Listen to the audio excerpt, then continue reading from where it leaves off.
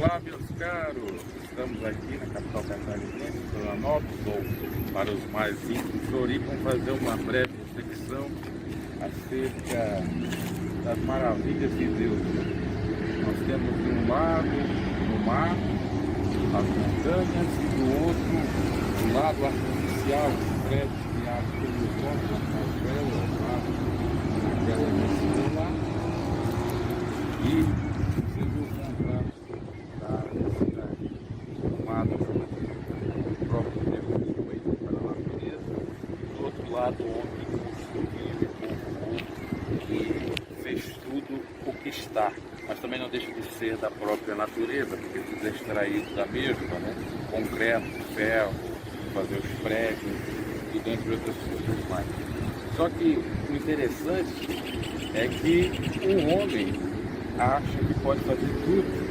Se tudo que ele faz provém daquilo que já estava aqui e foi aquilo que crê de fato feito por Deus, ou aqueles que acreditam na mãe natureza.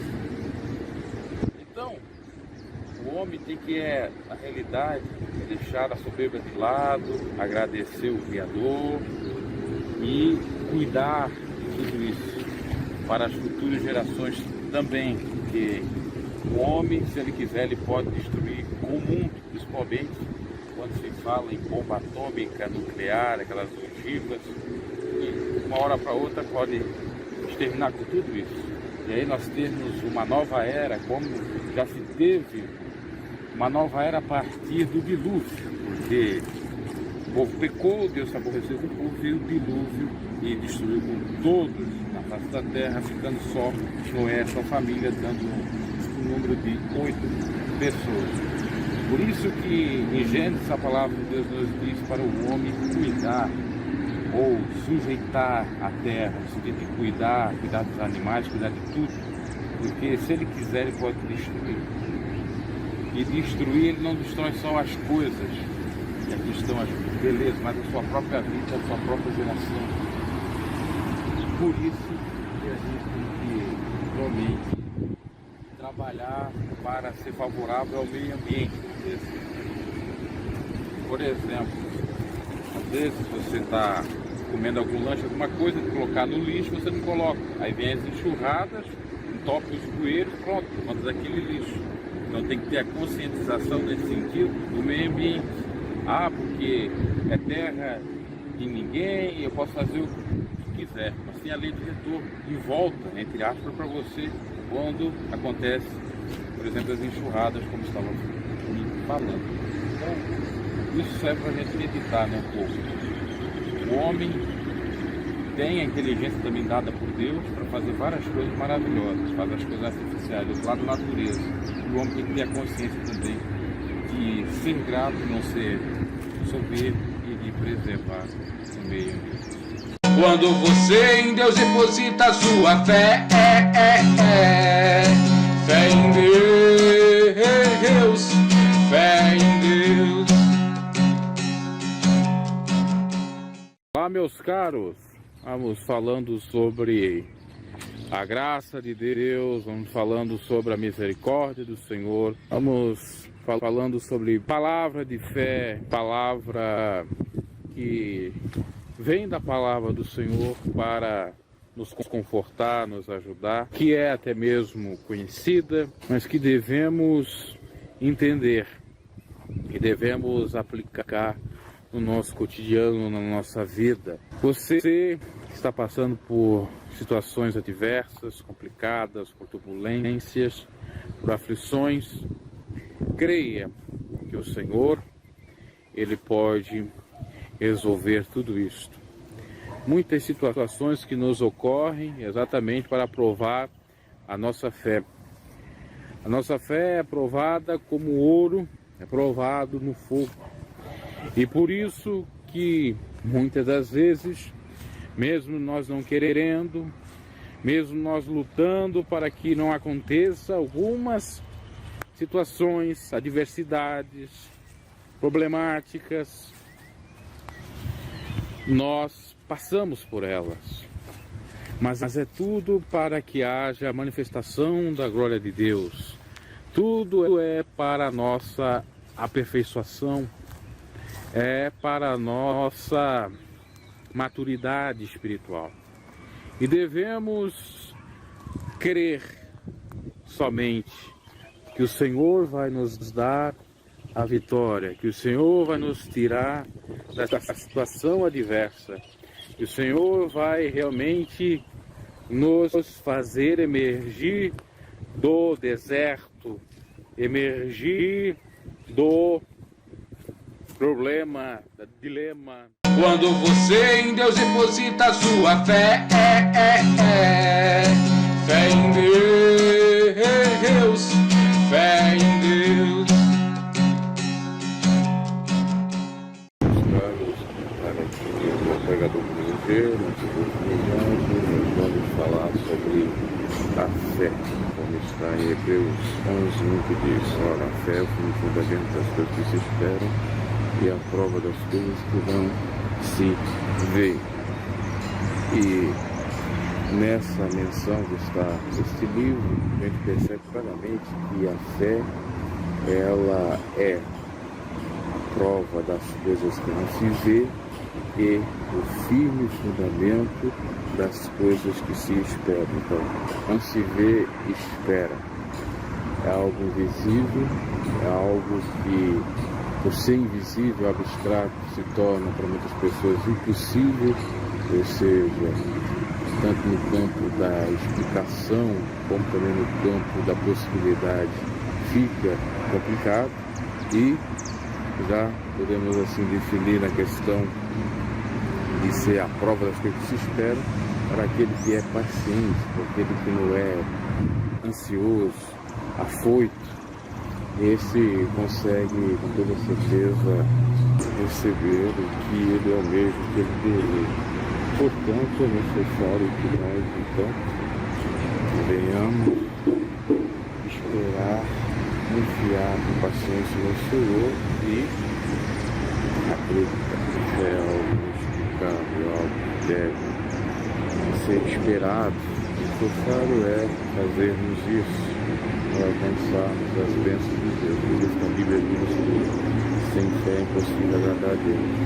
E fé sem obras é morte. É necessário a obra da esperança, de esperar. É necessário, então, a obra de acreditar no impossível, no invisível, para alcançar a cura, o milagre, a transformação, as bênçãos de ordem material, financeira, física, social, profissional, conjugal, familiar, enfim, espiritual.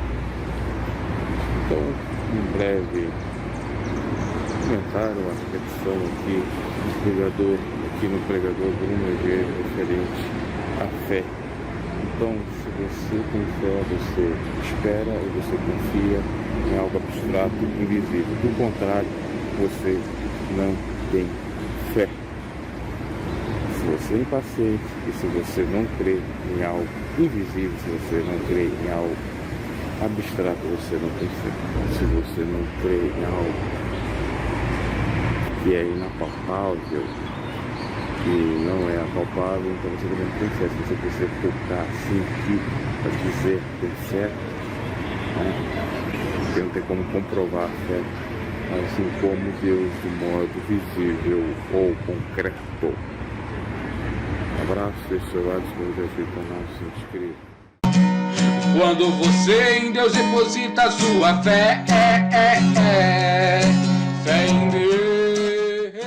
Olá, meus caros, estamos comentando aqui algo referente à palavra, referente à fé, nesse mundo que a gente está vivendo, de complicações e problemáticas. Nós não podemos ter a nossa fé que nem as ondas do mar aí, ó. Vão e vêm, vêm e vão. Nossa fé não pode ser claudicante, não pode vacilar. Ainda que nós sejamos humanos, falhos, pobres, miseráveis, pecadores, mas nós devemos ter a nossa fé firme em Cristo Jesus, Ele que é o autor da nossa fé. E a Bíblia fala que a fé é o firme fundamento das coisas que se esperam e a prova das coisas que não se vê. Então nós temos que acreditar no invisível mesmo que seja difícil, tanto para ter uma vida um pouco digna nessa terra, como principalmente para ter a vida eterna.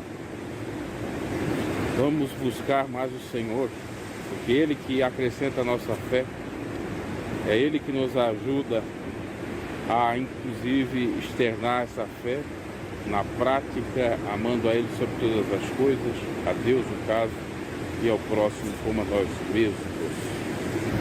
Porque aí pode chegar os dias difíceis, os dias negros, os dias lindos, os dias da temperatura, o tempo que for, que nós vamos estar firmes e fortes, vencendo a tudo.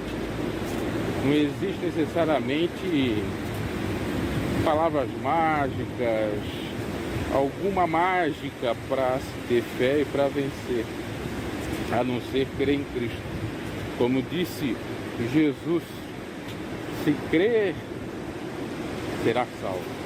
Se não crer, será condenado ao sofrimento, à dor, às tribulações nessa vida e, obviamente, sem a bênção da vida eterna. Jesus disse também: a tua fé te salvou, para aqueles que foram curados nessa vida. Então é necessário nós fazer a nossa parte, ter fé para vencer. Fé genuína, não é uma fé religiosa, não é uma fé extremista, não é uma fé de doutrina de homens, mas uma fé calcada na rocha que é Cristo, na doutrina que é Cristo, que é o amor. E como já disse, é amar a Deus sobre todas as coisas e ao próximo nós mesmos. Aí o recado, eu gosto muito de falar sobre essa temática de fé, também associar com as ondas do mar ou com o mar, a gente pensar sobre. Deus abençoe a todos e até a próxima.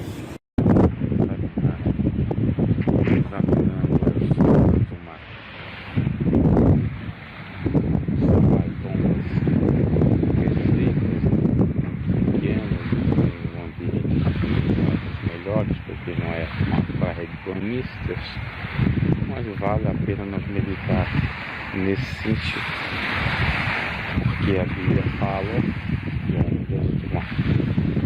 Então, vamos chegar um pouquinho mais adiante para você ficar analisando um pouco, ver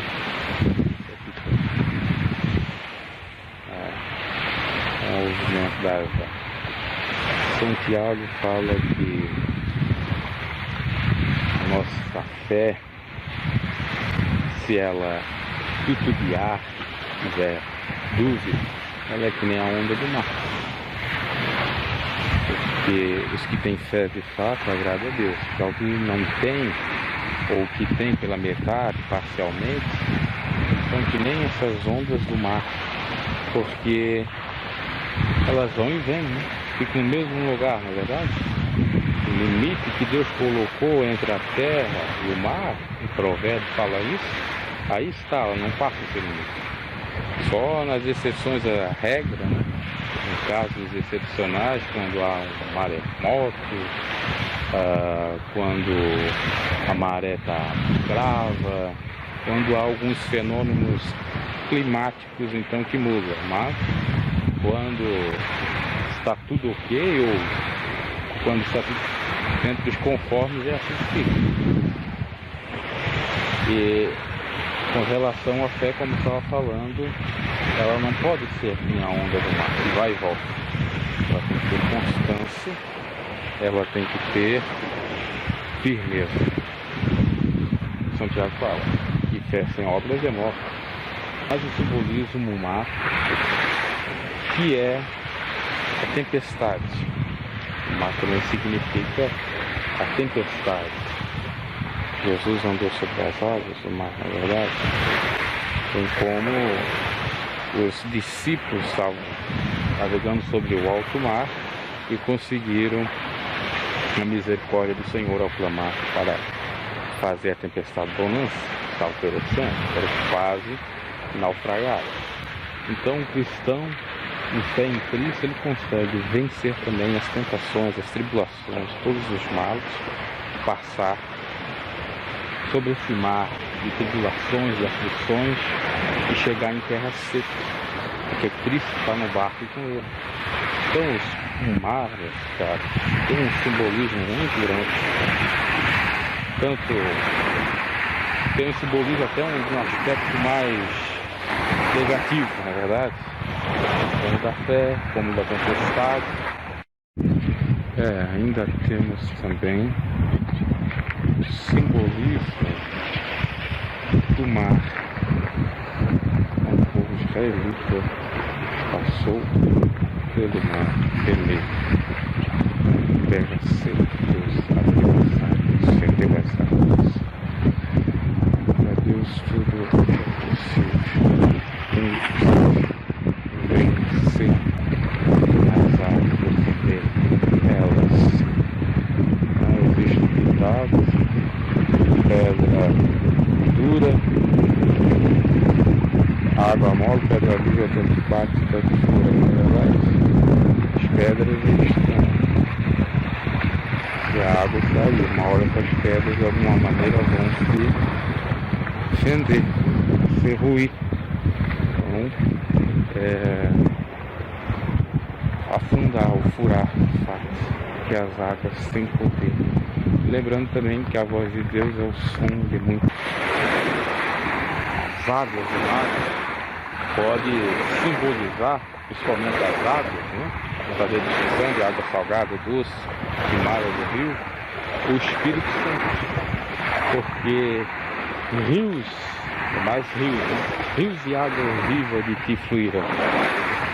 Então, as águas, né, falando de água, né, a questão do mar, também tem um simbolismo bom, apesar do mar, né, ter a água do mar, especialmente ter esse ponto negativo.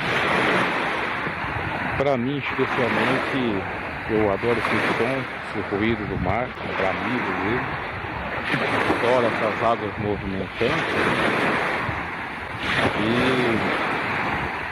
adoro realmente contemplar a sua imensidão, até porque a Terra, a pesquisa, ela é mais água do que terra e possivelmente mais mar. Ok? Esse foi o Examinais, assim, bem curto. Que Deus nos abençoe. Aqui vai se despedindo com você de São José.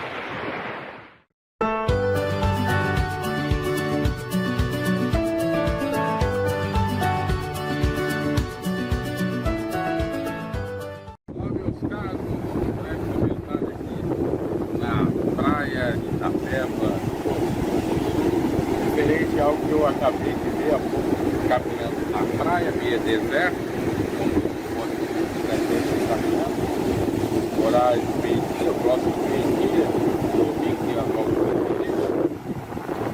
Um detalhe interessante, pessoas caminhando aqui com calça, homens, possivelmente de alguma religião, que proíbe o homem de usar shorts, mesmo seja na praia, de usar, verdade, banho.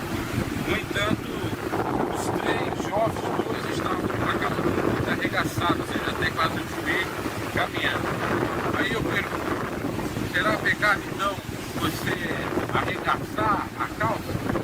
E se não é pecado arregaçar a calça, qual é o problema então de usar um short, usar peso? E outra, você está numa praia deserta, onde não tem pessoas seminuas ou se vê são poucas, qual é o problema de usar o short, por exemplo, para caminhar na praia? Essa é uma problemática da religião que acaba mesmo as pessoas fazendo com que elas realmente vivam numa prisão. E detalhe, não são pessoas idosas, são pessoas jovens, possivelmente dependendo das pragas que tem aí, talvez seja bem, ou começando com problema. Então, tem muitas coisas que a religião prega que não é necessariamente uma dúvida mínima. Eu digo que é um exagero. É claro que existem casos de pastor que deve, obviamente, caminhar com uma roupa decente, seja em qualquer lugar, e principalmente sendo um pastor, não pode, por exemplo, estar que nem Marcos Feliciano, que nem a Bíblia Santana, e sunga, sem camisa, andando na praia. Pelo menos esse é o meu posicionamento. Quem quiser pensar diferente, não pensa. Agora, velhos jovens, calça praticamente meia calça, arregaçada até o joelho para caminhar na praia, o outro nem usava isso até. Eu hoje em calça daqui, vocês conhecem, tem mais canal, mas assim como esses vilões que às vezes não quer aquele saiu, coloca essa saiota para tomar um banho no mar, ele já está com uma saia um pouco mais sensível, traz mais banho, não muito afundar. O equilíbrio, porque não adianta você estar na praia para tomar banho, não é para passar. Homem ou mulher, se você é cristão, agora se você não é, obviamente, pouco importa nem você estar de traje, como cristão, se você não pensa. Então, tudo é com equilíbrio. Agora, quem quer dar uma roupa que fizeram que a respeito, só que não deve ser uma regra padrão para todos, principalmente para jovens que às vezes perdem a sua própria adolescência por conta doutrinas de homem.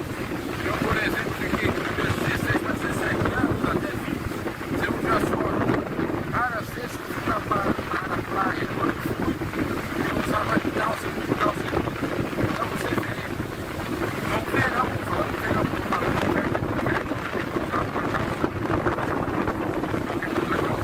para caminhar para o próximo da praia. Era uma calor, mas o pessoal não sabe se tem para lavar as pernas, aí tem que arregaçar, já vai com choque. Não daria para comentar a definição, porque falar que tudo é pecado é muito fácil. Agora, tem que analisar o caso. E Deus, como eu já disse, está preocupado pela nossa nudez, está preocupado com a nossa obediência, até porque se Deus preocupado com a nossa nudez, nós poderíamos tomar um banho em casa, então, se ele viesse, nós iríamos para o inferno, ou se não, ele não iria ter comigo. E ainda, a grande questão de nudez ou sem nudez é para todos nós. Se não existisse ninguém que uma praia deserta, se você tivesse andando ali, sem às vezes uma indumentária, também não teria problema. No caso, estranheza, o escândalo é exatamente a nudez para o próximo, isso eu concordo. Agora não estou defendendo nudismo, praia de nudismo, nada disso. Você pode ter um livro, estar numa praia, para ter uma ideia certa, 3, 4 lugares de gente, a pessoa quer tomar um banho, vai ter que ir de calça, vai para fora e dá um choque. Ah, mas eu vou de calça, arregaça de calça. Mas está bebendo, choque, incomoda, por vezes. Assim como as mulheres podem sair de obras de são questionamentos que merecem levantar para acabar com o e para testificar exatamente que existem doutrinas de homens. Então está aí o comentário. E antes de encerrar, estou aqui com a camisa do clube. Não é porque eu torço por esse clube, é porque é uma camisa que para mim serve exatamente porque ela mais refrescante. Se tivesse tipo de cristianismo, também é outra questão. Eu não a questão é uma camisa um pouco mais soft a idolatria, bom, pense do jeito que quiser, que existem vários tipos de idolatria. O mesmo sujeito que identificou a idolatria do Júlio César, da Igreja de Santidade e Arrependimento, é o mesmo que é idolatrado pelos seus fãs. O mesmo pecado de ser isso aqui é o dele, mas eu não estou idolatrando isso aqui, só para deixar muito claro que a gente não fala de tudo, porque só sabe caçar pecado, vai viver a vida, que é a vida de Deus. Depois que está que passa, acabou-se. E se percebe que a gente não é nada. Por isso que, de fato, nós temos que entender ao Senhor. Obrigado. Aí o comentário, abraço, fica aí com a praia, a feira para todos. E até uma coisa, espero que o áudio esteja bem, porque tem muito vento, o fato do mar pode ter atrapalhado aí no sonido. Esse seu like que foi dando.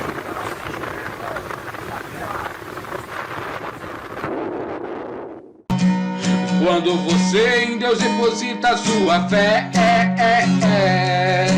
fé em Deus. Olá, meus caros. Vamos comentando brevemente algo que me surgiu. Estava pensando, se o pai da reforma, Martinho Lutero, tivesse os dias atuais, será que ele aprovaria o que esse sujeito aí, Bispo Bruno Leonardo, está fazendo? Não é a mesma coisa que indulgência ou aquilo que a Igreja Católica praticava, pedindo dinheiro em troca do céu? O que eles fazem é pedir dinheiro ou criar invenções em campanhas para arrecadar em troca de bênçãos. Eu tenho toda a certeza que se Martinho Lutero estivesse vivo, ia chamar esse Bispo Bruno Leonardo de herege e falso profeta, bem como o próprio Davi Miranda, e dizia que quem não desse dízimo na igreja dele ou saísse da igreja dele ia para o inferno, sofreria duras consequências. Então eu penso que Martin Luther, grande alemão, Martin Luther ou Martinho Lutero, estaria dizendo: vão se converter, seus falsos profetas. Porque hoje vocês se beneficiam daquilo que eu sofri, levantando as 95 teses contra as indulgências da Igreja Católica e idolatria e coisas mais. Vocês estão se beneficiando daquilo que eu lutei tanto para abrir a mente do povo, que eu lutei tanto para ajudar o povo. Que o mundo evangélico vem das 95 teses do Martinho Lutero, do mundo protestante. Ou seja, essas igrejas neopentecostal, advém, ou bebe um pouco da fonte e se locupletam para o seu próprio bem de Martinho Lutero. Mas não foi nada disso que Martinho Lutero ensinou, essas heresias, essas campanhas estrúxulas para arrecadar dinheiro. Ele não visava dinheiro e sim a verdade para o povo. Martinho Lutero não ficou rico em nome de Deus ou de Jesus. Aliás, sofreu um monte exatamente para defender a verdade. Como eu queria ter conhecido a fé reformada muito antes, assim, desde criança. Não com aquele fanatismo, mas com as coisas boas dele. Como eu queria. A gente aprendeu só coisas erradas nesse mundo pentecostal, neopentecostal, que também, diga-se de passagem, teve desvirtualizações ou desvios. O neopentecostalismo é a prova disso. Meus caros, vamos ver uma coisa muito interessante aqui. A Bíblia diz que pelos frutos se conhece as árvores. Aqui nós temos uma árvore. Se ela der um fruto bom, ela é uma árvore boa. Se ela der um fruto mau, ela é uma árvore má. Simbolicamente, as árvores simbolizam pessoas. Então, assim sendo, algumas árvores má, elas precisam o quê? De adubo, precisam de alguns cuidados, às vezes até umas chicotadas. Sendo pessoas, obviamente, porque a Bíblia diz que Deus repreende e castiga todos quanto ama. Então, para alguns aí eu apresento, já que tem um feijão ungido, a cintada ungida. A cintada ungida é boa para dar no couro quando a pessoa realmente não faz aquilo que é para ser feito. Como meu avô dizia, às vezes é necessário deixar o couro em vergão para a pessoa aprender alguma lição. E assim a gente dá aqui, simbolicamente, no couro de Valdemiro Santiago, para ver se ele se converte de verdade ao Evangelho, sai da teologia prosperidade enganando o povo com mentiras ungidas. A gente dá uma chicoteada também no Edir Macedo, para ver se ele se converte de fato e sai dessas ilusões da teologia da prosperidade. A gente dá no R.R. Soares, da Internacional da Graça, com as mentiradas todas, e por aí em diante. Os grandões aí, Silas Malafaia, bancada evangélica, mentirosa, safada, Mirandas e Almeida da PDA também, que só penso neles. E sabe como é que você vai dar essa cintada ungida? Parando de dar dízimo, oferta, voto, dinheiro para o sustento dessa cambada de vadio, de vagabundo. Então essa aqui, ó, é a bendita santa ungida cinta da prosperidade. Pode comprar uma dessa aqui, ó, que a vitória é certa. Você, aliás, nem precisa comprar. A compra talvez é no modo simbólico ou espiritual. Você tendo a coragem, através da oração e do jejum, para não dar para esses canalhas do evangelho moral. Para você não dar nenhum tipo de ajuda para essa gente que só sabe receber, mas dá nada, fazer filantropia, coisíssima nenhuma. Então eu apresento a todos vocês a grande cintada ungida. E a cintada ungida o que é? É a língua. Quando você, usado por Deus, repreende esses canalhas com base na Bíblia Sagrada, assim como Jesus fez com muitos hipócritas da sua época, chamando inclusive Herodes de raposa e os religiosos de hipócritas. Essa é a verdade dos fatos. Dê a cintada ungida nessa cambada de sem vergonha, nessa cambada de aproveitadores do evangelho que não cumpre o princípio basilar da palavra do Senhor, que é o amor. Amor a Deus sobre todas as coisas e ao próximo com a si mesmo. Muito bem, aí está esse vídeo, essa resposta para esses sem vergonhas do evangelho. Assim como Deus diz na sua palavra, eu repreendo e castigo todos quanto ama. E aqueles que não querem se arrepender da repreensão do Senhor, que às vezes ele utiliza alguns pequeninos, utiliza até animais para repreender, eles vão estar lá no caldeirão, não é do Hulk, mas sim do fogo do inferno, bem como todos aqueles que não repreender esses lobos devoradores, porque aquele que poupa o lobo sacrifica a ovelha. É isso, ó. Cintada ungida nesses canalhas do evangelho, e com toda certeza a prosperidade em todos os âmbitos da vossa vida virá da parte do Senhor. Amém. Quando você em Deus deposita a sua fé em Deus.